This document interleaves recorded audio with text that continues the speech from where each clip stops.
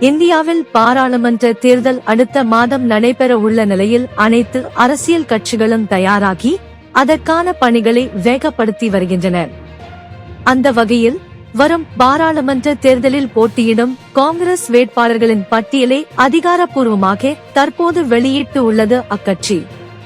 இந்த வரிசையில் கர்நாடகாவில் புகழ் பெற்ற நடிகர் சிவராஜ்குமாரின் மனைவி கீதா கர்நாடகாவில் உள்ள ஷிமோகா தொகுதியில் காங்கிரஸ் வேட்பாளராக இந்த தேர்தலில் போட்டியிடுவார் என்று தற்போது அறிவிக்கப்பட்டு உள்ளது.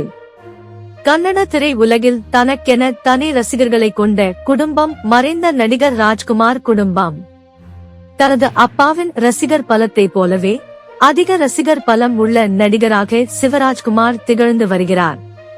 இந்நிலையில் நடைபெற உள்ள மக்களவைத் தேர்தலில் கர்நாடக மாநிலம் ஷிமோகா தொகுதியில் அவரது மனைவி கீதா சிவராஜ்குமார் காங்கிரஸ் கட்சியின் வேட்பாளராக களம் இறங்கியுள்ளார்.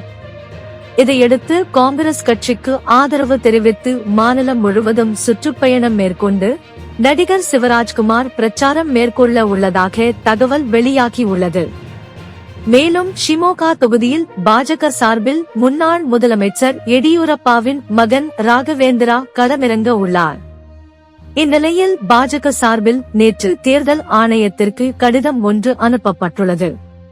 அதில் கர்நாடக மாநிலத்தில் மிகவும் பிரபலமாக உள்ள நடிகர் சிவராஜ்குமார் காங்கிரஸ் கட்சிக்கு ஆதரவு தெரிவித்து பிரச்சாரம் மேற்கொள்ள உள்ளதால் தேர்தல் முடியும் வரை அவரது திரைப்படங்களை வெளியிட தடை விதிக்க வேண்டும் என்றும், மேலும் தொலைக்காட்சிகளில் வரும் அவரது விளம்பரங்கள் மற்றும் பொது இடங்களில் இருக்கும் அவரது புகைப்படங்கள் உள்ள பேனர்களையும் அகற்ற வேண்டும் என கோரிக்கை விடுத்துள்ளார்.